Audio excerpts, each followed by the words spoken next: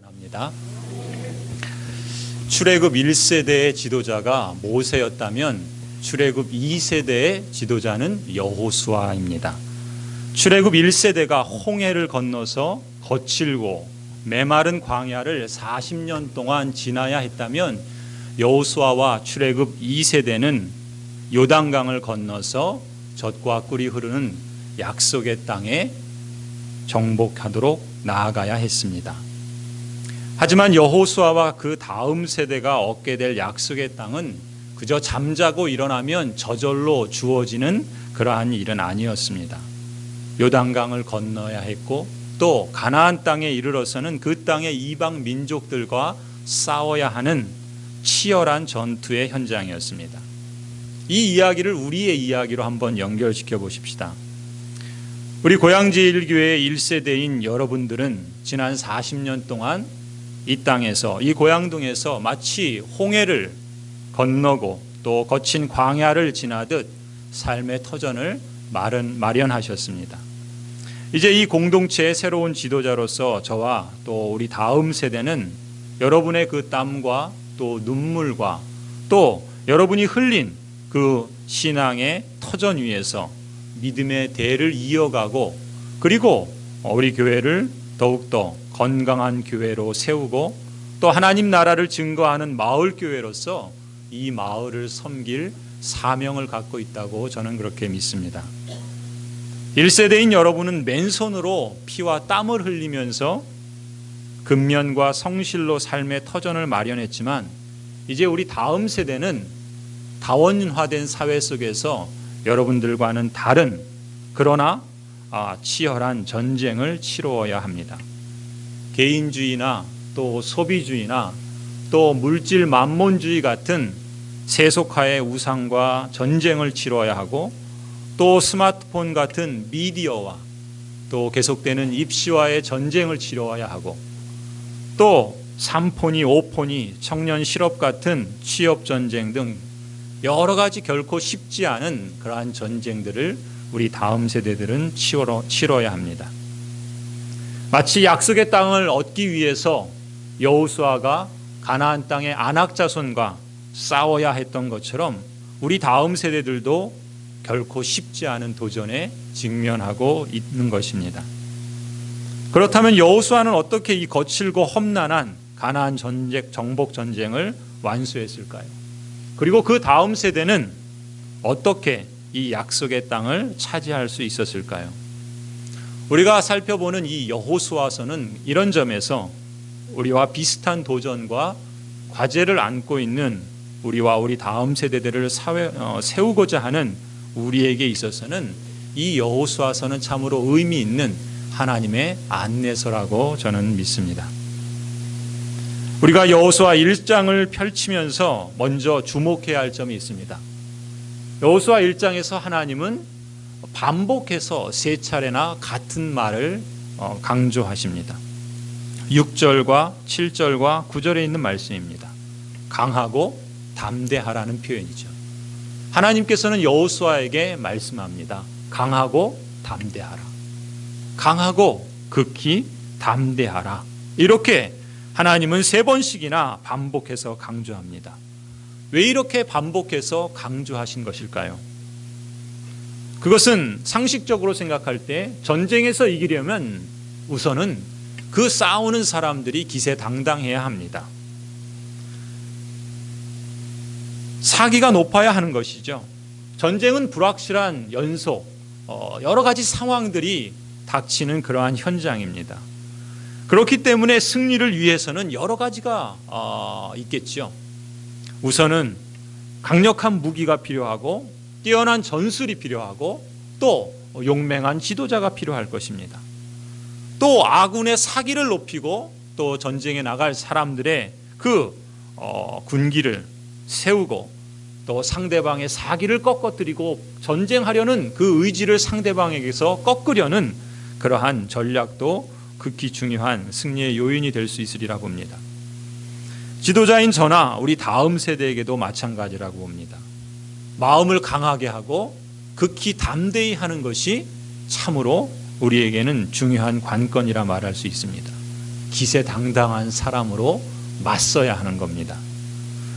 반면에 하나님께서 이렇게 세 차례나 반복하셨던 이유는 어쩌면 지금 이 여호수아나 그 다음 세대가 직면한 그 도전이 만만치 않은데, 사실 그 모세나 그 1세대에 비하면 여호수아나 그 다음 세대가 강하지 못하고 약하다고 보았을지도 모르겠습니다. 가령 이런 거죠.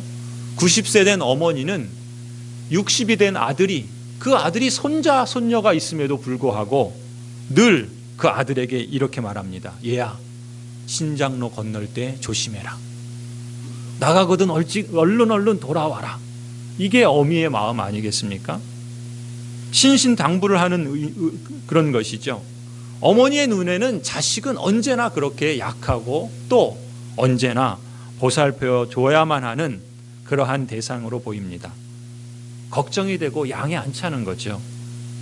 전쟁을 겪고 또 보릿고개를 이긴 여러분들이 이 세대를 보면 충분히 그럴 것이다 생각이 듭니다. 배고픈 거 참지 못하고 또 고난을 견디지 못하고 위기를 뚫고 나가려는 의지력이 약해 보일지도 모르겠습니다. 제가 토론토에서 목회를 할 때 우리 중고등부 아이들하고 수련회에 같이 갔습니다. 이 여행을 하고 같이 캠핑을 해보면 그 아이가 어떤 아이인지 알 수 있습니다. 그리고 그 부모도 대략 알 수가 있습니다. 같이 수련회를 하면서 캠핑을 하는 겁니다. 텐트를 치고 또 깊은 숲에서 2박 3일을 같이 보냅니다. 밤 10시가 되어서 칠흑 같은 어둠이 쌓여 있는데 아이들을 불러냅니다. 야영장 옆에 숲이 있는데 그 숲에 한 2.5km 정도 되는 트레일이 있습니다. 그 산책로가 있어요. 그래서 그 밤 깜깜한 시간에 아이들을 불러내서 손전등만 가지고 나오게 하고 그 아이들과 함께 행군을 합니다. 출발할 때 아이들이 이 핑계 저 핑계 대면서 빠지려고 합니다. 아프다 그러고 졸립다 그러고 무섭다 그러고, 그러면서 주저하던 그 아이들이 저와 함께 출발해서 한 사람도 낙오하지 않고 끝까지 그 깊은 어둠 속에 그 트레일을 완주했습니다. 전 그 아이들을 보면서 한편으로는 걱정이 됐지만 그리고 한편으로는 참 대견하더라고요. 다음 세대를 세우는 길은 마치 이런 것입니다. 그들은 참 유약해 보이고 참 걱정이 됩니다. 그런 점에서 다음 세대들은 기세당당해야 할 필요가 있는 것이죠.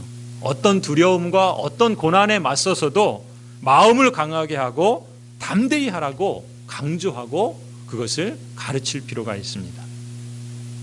그런데 우리가 이 말씀을 볼 때 상식적으로 이렇게 이해할 수도 있지만, 하나님께서 지금 여호수아와 그 다음 세대에게 강하고 담대하라 라고 말씀하신 그 본문을 가만히 살펴보면은 하나님께서 그 말씀만 하신 것이 아니라 덧붙이신 말씀도 있다는 것을 주목할 필요가 있습니다. 그 말씀이 무엇입니까? 5절을 보시면 이렇게 말씀합니다. 내가 모세와 함께 있던 것 같이 너와 함께 있을 것임이라. 내가 너를 떠나지 아니하며 버리지 아니하리니 강하고 담대하라. 이렇게 말씀합니다. 또 9절에서도 이렇게 기록합니다. 마음을 강하게 하고 담대히 하라. 너가 어디로 가든지 너의 하나님 여호와가 너와 함께 하느니라. 하나님께서는 여호수아에게 강하고 담대하라 라고 말씀하시면서 그저 맹목적으로 그렇게 하라 라고 말씀하신 것이 아닌 것입니다. 하나님의 말씀은 하나님과의 관계에서 강하고 담대하라 라고 말씀하신 것입니다. 주님과의 관계를 바탕으로 강하고 담대할 수 있다라는 것이죠. 특히 우리가 주목해야 할 점은 여호수아와 이 다음 세대가 앞으로 싸울 전쟁을 대비해서 그 전쟁에 임하면서 하나님께서 이 여호수아와 그 다음 세대에게 전쟁을 준비하는 뜻에서 강하고 담대하라 이렇게 말씀하신 것이 아니라는 것입니다. 의외죠? 여러분 7절을 한번 보실까요? 7절에 이렇게 기록합니다. 오직 강하고 극히 담대하여 나의 종 모세가 내게 명령한 그 율법을 다 지켜 행하고 우로나 좌로나 치우치지 말라. 그리하면 어디로 가든지 형통하리니.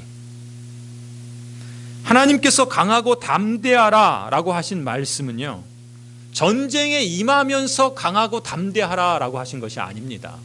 무슨 의미인가? 그 말씀을 보면은 율법을 지키는 일에 있어서 강하고 담대하라 이렇게 말씀하신 겁니다. 너희가 이제 치러야 될 전쟁이 이렇게 무시무시하고 어마어마한데, 그러니까 너희 마음을 강하고 담대하라 이렇게 말씀하신 것이 아니라, 그것은 상식적인 이해죠. 본문에서는 하나님이 뭐라고 말씀하시냐면, 하나님의 그 말씀, 이 율법을 지키는 일에 있어서 강하고 담대하라 말씀하시는 겁니다. 하나님께서 새 지도자인 여호수아와 그 다음 세대에게 요구하시는 것은 전쟁에 필요한 용맹이 아닙니다.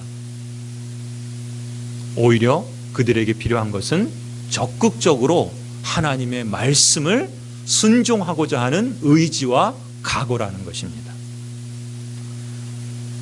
사실 큰 전쟁을 앞둔 여호수아에게 하나님께서 전쟁과 별로 상관없는 이런 말씀을 하신다는 것이 의례적이고 참 인상적이기까지 합니다. 하나님께서는 여호수아에게 약속의 땅을 얻기 위한 방법들을 알려준 것이 아닙니다. 가령 이 전쟁에서 승리하려면 이러이러한 최신 무기를 갖춰라 이렇게 말씀하지 않습니다. 적은 이러하니까 적의 상황이 이렇다라는 그 적의 동태를 말씀해 주시지도 않습니다. 다시 말해서 전쟁에 임해서 강하고 담대하라가 아닙니다. 오직 율법을 지키는 일에 있어서 강하고 담대하라 이렇게 강조하십니다. 그리고 하시는 말씀이 뭡니까? 내가 너와 함께한다. 단지 이 약속뿐입니다. 하나님은 이 약속을 주시면서 율법을 지키는 일에 강하고 담대하라 이렇게 강조하십니다. 여러분, 이게 무슨 의미일까요? 왜 하나님은 이렇게 말씀하시는 걸까요? 지금 하나님께서는 다음 세대를 세우는 일과 관련해서 우리가 싸워야 할 전쟁의 핵심이 무엇인가, 하나님은 무엇에 핵심을 두고 이 전쟁을 치러 나가야 할 것인가 라는 것을 우리가 주목할 필요가 있습니다. 그리고 그 전쟁의 핵심이 무엇이고 어떻게 그 문제들을 해결해 나갈 것인가 라는 것을 우리는 이 본문에서 배울 필요가 있다는 것입니다. 말하자면 하나님의 시각에서 전쟁의 승리는 이스라엘 백성들의 군사력이나 여호수아의 훌륭한 전술에 있는 것이 아니라는 겁니다. 그들의 삶에서 여호수아가 그리고 그 다음 세대가 하나님을 정말 인정하느냐, 이것이 관건이라는 겁니다. 정말 그들의 삶에서 하나님의 말씀을 정말 말씀으로 인정하면서 정말 그렇게 여기고 그렇게 순종할 것이냐, 이걸 지금 말씀하고 있다는 겁니다. 왜 그럴까요? 전쟁은 하나님께 속한 것이기 때문에 그렇습니다. 이미 하나님께서는 1절, 2절, 3절에서 하나님께서 모세에게 약속하신 그 모든 것 여호수아와 그 백성에게 주셨습니다. 여호수아와 그 백성은 이제 하나님의 그 약속을 신뢰해서 그들이 밟는 땅이 다 그들의 땅이 될 것입니다. 하나님께서 수백 년 전에 아브라함에게 주셨던 약속도 결코 하나님이 변하지 않으시고 그 일들을 이루어 가셨습니다.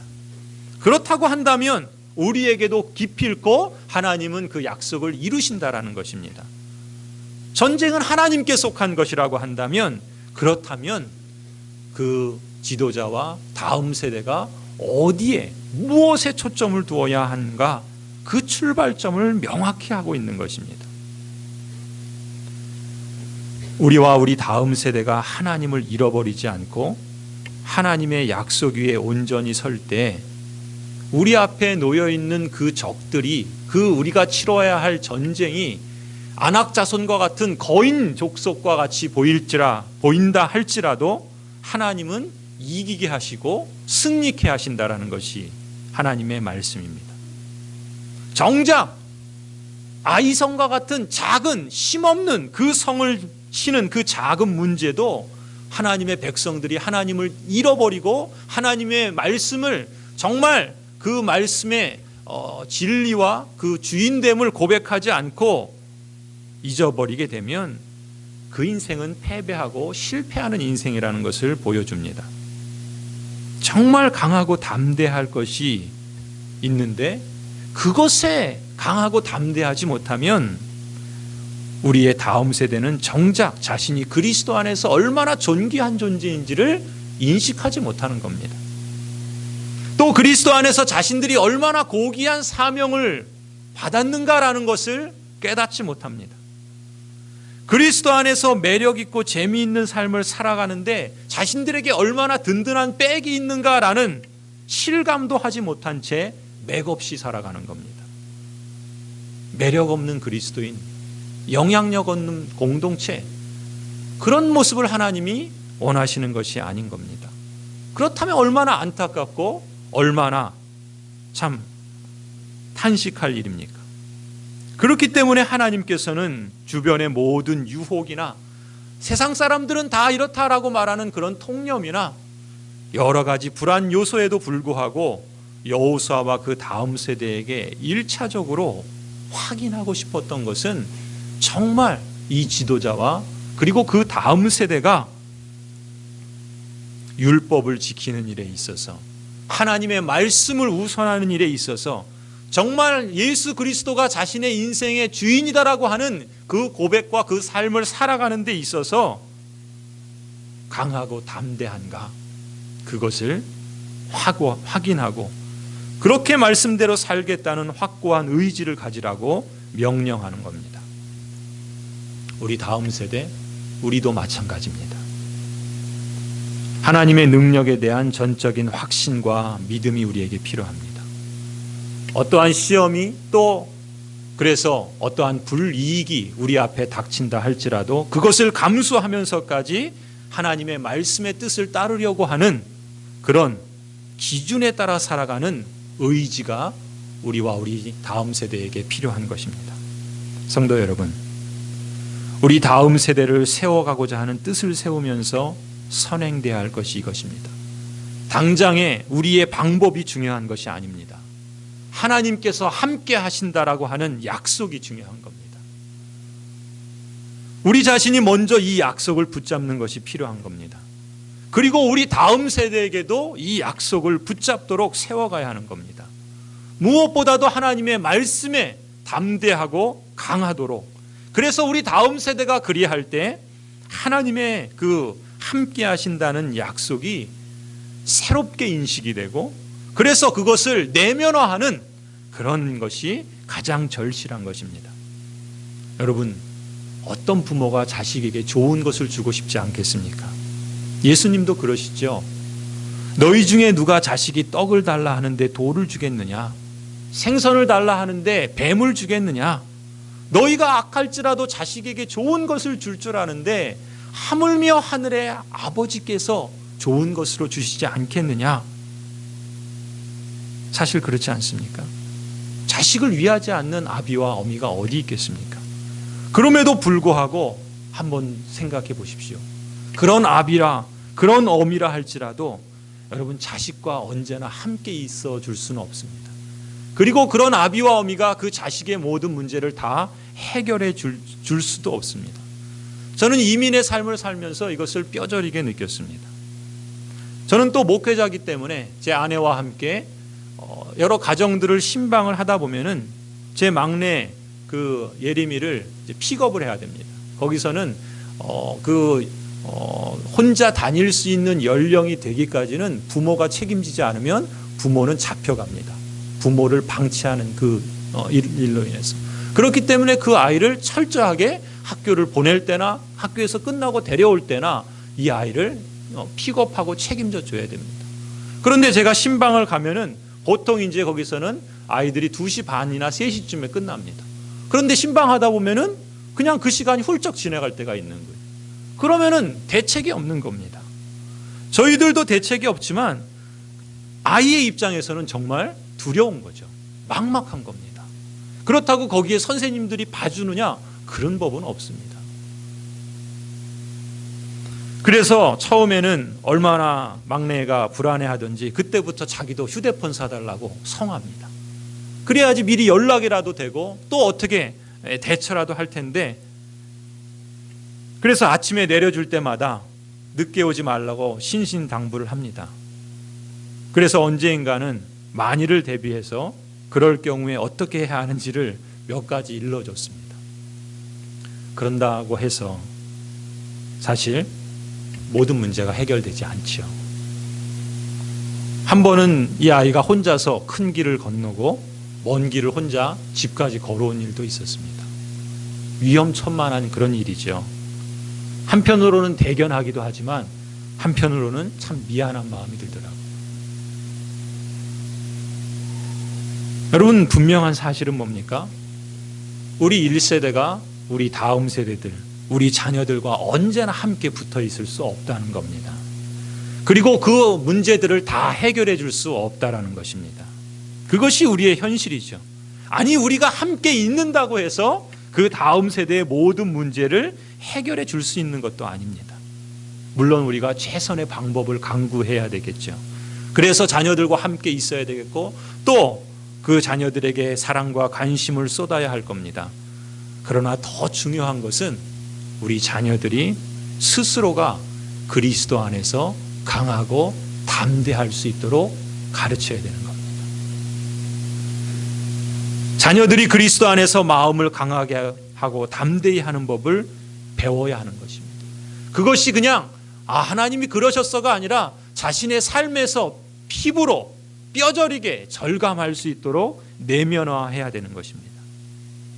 지난번 제가 말씀드린 것처럼 제가 중학교 1학년 때 처음 경찰서 유치장에서 밤을 지새우면서 어린 마음에 얼마나 무섭고 얼마나 절망적이었는지 모릅니다. 그때 밤새 눈물 콧물 흘리면서 회개 기도를 하면서 앞으로 모범생으로 살겠다고 다짐을 하고 각오를 하고 그렇게 밤을 지새웠습니다. 그런데 지금 생각해 보면 그때 제가 배운 것이 하나 있다면 하나님이 그곳에서도 함께 한다는 사실입니다. 그러니까 하나님께 그렇게 붙잡고 하나님을 향해서 기도했던 것이죠. 여러분, 우리 다음 세대가 그것을 배울 때 기세당당할 수 있는 겁니다. 우리 부모가 그거를 다 책임져 주지 못할지라도 우리 다음 세대가 그것을 내면화하고 붙잡을 수 있어야 되는 겁니다. 여러분, 5절부터 9절을 한번 보시기 바랍니다. 5절부터 9절을 우리 같이 함께 읽겠습니다. 여호수아서 1장 5절부터 9절 말씀입니다. 5절부터 읽습니다. 시작. 내 평생에 너를 능히 대적할 자가 없으리니 내가 모세와 함께 있었던 것 같이 너와 함께 있을 것임이니라. 내가 너를 떠나지 아니하며 버리지 아니하리니 강하고 담대하라. 너는 내가 그들의 조상에게 맹세하여 그들에게 주리라 한 땅을 이 백성에게 차지하게 하리라. 오직 강하고 극히 담대하여 나의 종 모세가 내게 명령한 그 율법을 다 지켜 행하고 우로나 좌로나 치우치지 말라. 그리하면 어디로 가든지 형통하리니 이 율법책을 내 입에서 떠나지 말게 하며 주야로 그것을 묵상하여 그 안에 기록된 대로 다 지켜 행하라. 그리하면 내 길이 평탄하게 될 것이며 내가 형통하리라. 내가 네게 명령한 것이 아니냐. 강하고 담대하라. 두려워하지 말며 놀라지 말라. 네가 어디로 가든지 내 하나님 여호와가 너와 함께 하느니라 하시니라. 아멘. 성도 여러분, 여호수아와 그 다음 세대가 말씀대로 살아간다면 하나님께서 두 가지 축복을 약속해 주시죠. 첫 번째 축복은 7절에 있는 것처럼 어디로 가든지 형통하리라 말씀합니다. 우리와 우리 다음 세대가 말씀으로 살아간다면 그는 어디로 가든지 하나님께서 형통케 하실 것입니다. 8절의 두 번째 복을 말씀합니다. 내 길이 평탄하게 될 것이며 내가 형통하리라. 하나님의 말씀을 주야로 묵상하며 실천하면 그가 가는 길이 순조로울 것이라. 그가 성공할 것이라고, 평탄할 것이라고, 형통할 것이라고 하나님이 말씀하십니다. 여호와께서 모세와 말씀하셨 말씀하시고 모세와 함께 하셨을 때 그 누구도 모세의 길을 막지 못했습니다. 심지어 대제국의 바로 왕도 모세의 적수가 되지 못했습니다. 하나님께서 여호수아에게 지금 함께 하신다라고 말씀하십니다. 전능하신 하나님의 능력이 그와 함께 한다라고 한다면 누가 그 길을 막을 수 있겠습니까? 우리가 그 길을 막아줄 수 있겠습니까? 그렇지 않죠. 하나님께서 함께 하시면 능히 그 길을 이기게 하신다는 겁니다. 5절 말씀이 그것이죠. 내 평생에 너를 능히 대적할 자가 없으리라. 성도 여러분, 강하고 담대하라. 하나님의 말씀, 하나님의 주되심, 하나님의 하나님 되심을 진정으로 그렇게 고백하고 그것을 내면화하고 그렇게 살아가는 우리와 우리 다음 세대라면 그 길은 평탄하고 형통할 것입니다. 그것이 하나님께서 우리 다음 세대를 세워가는 데 있어서 우리가 무엇보다도 선행해야 될 하나님의 권면이라는 것을 기억했으면 좋겠습니다. 우리의 다음 세대를 기세당당한 그리스도인으로 세워갈 수 있기를 원합니다. 우리 교회가 다음 세대를 세워가는 그러한 교회가 되기를 주님의 이름으로 간절히 축원합니다. 기도하시겠습니다.